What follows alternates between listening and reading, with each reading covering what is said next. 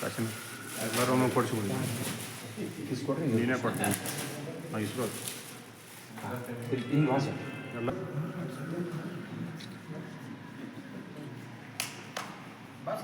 ಇಲ್ಲ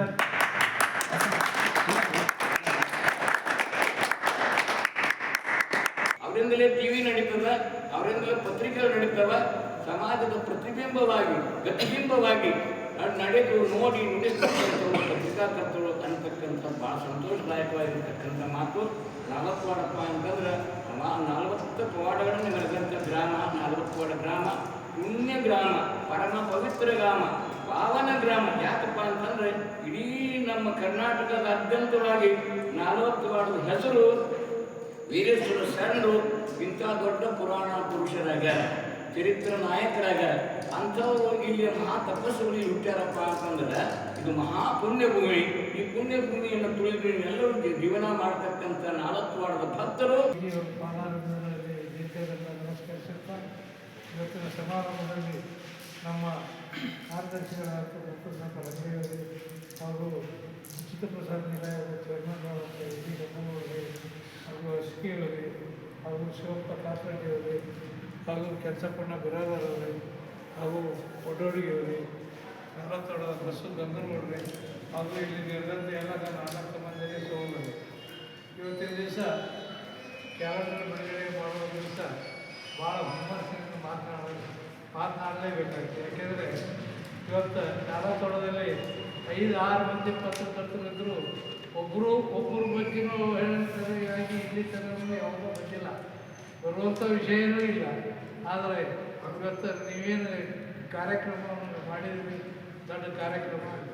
ಕಾಶಿನಾಥ್ ಬಿರಾದರ್ ಅವರು ಮೇಲಿಂದ ಮೇಲೆ ಈ ಕ್ಯಾಲೆಂಡರ್ ಬಿಡುಗಡೆ ಕಾಯಂ ಮಾಡಲಿ, ಅವ್ರಿಗೆ ಇನ್ನೂ ಹೆಚ್ಚಿನ ಆಶೀರ್ವಾದವನ್ನು ಶರಣರು ಸ್ವಾಮೀಜಿಯವರು ಮಾಡಲಿ ಅಂತ ಹೇಳಿ ನನ್ನ ಮಾತು.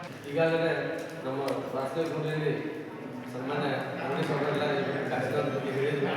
ಒಂದು ವಿಶೇಷತೆ ಇವತ್ತು ಈ ಸಂದರ್ಭದಲ್ಲಿ ಶರಣರ ಒಂದು ಮಠದಲ್ಲಿ ನಿಂತ ಪ್ರಮಾಣವಾಗಿ ಹೇಳಬೇಕಪ್ಪ ಅಂತಂದ್ರೆ 40 ಪತ್ರಕರ್ತರ ಒಂದು ವಿಶೇಷತೆ ಬೇರೆ ಇದೆ. ಇವತ್ತು ಕಾಶಿನಾಥ್ ಅಂತ ಒಬ್ಬನೇ ಅಲ್ಲ, ನಮ್ಮ ಕನ್ನಡ ಪ್ರವಾದ ಸ್ಕೂಲಿಂಗ್ ಇರ್ಬೋದು, ಮತ್ತು ವಿಜಯ ಕನ್ನಡದ ನೀವು ಹಳ್ಳುಗಳು ಇರ್ಬೋದು. ವಿಶೇಷವಾಗಿ ನಮ್ಮ ಈಗ ವಿಜಯವಾಡಿಗೆ ನಮ್ಮ ಇನ್ನೊಬ್ಬರು ಪ್ರಮಾಣ ಬಂದಾಗ ಹುಟ್ಟ್ಯಾರ, ಅವರು ಸಹಿತ ಭಾಳ ಒಂದು ಈ 40 ವರ್ಷದಲ್ಲಿ ಹೆಂಗಂದ್ರೆ ಒಬ್ಬರಿಗಿಂತ ಒಬ್ಬರು ಭಾಳ ಒಂದು ನಮ್ಮ ನುಲಿಗಳು ಸರಲು ತಪ್ಪು ಭಾವಿಸಬಾರ್ದು.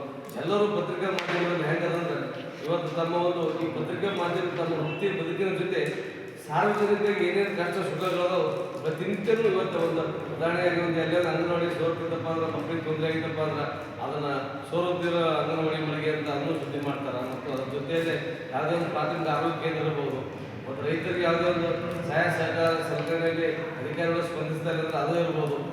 ಹಲವಾರು ಸುದ್ದಿಗಳನ್ನು ಭಾಳ ಒಂದು ಇವತ್ತು ನಾನು ಮುಂಜಾನೆ ಸಾಗರ ಮುರುಳೇಶ್ವರ ಅಧ್ಯಕ್ಷರಿದ್ದಾರೆ, ಅವ್ರು ಎಲ್ಲರಿಗಿಂತ ಬೇರೆಯಾಗಿ 40 ಪ್ರತಿಯೊಂದು ವಿಶೇಷತೆ ತೆಗೆದ್ರೆ ಒಂದು ಸುದ್ದಿ ಬೇರೆನೇ ಇರ್ತದೆ. ಉದಯವಾಣಿ ಇರ್ಬೋದು ಎಲ್ಲ ನೋಡ್ತಿರ್ತೀವಿ ನಾವು. ಯಾಕಂದ್ರೆ ನಮ್ಮ 5 ಪೇಪರ್ ಬರ್ತದೆ, ನಾವು ಎಲ್ಲ ಅಬ್ಸರ್ವ್ ಮಾಡ್ತಿರ್ತೀವಿ.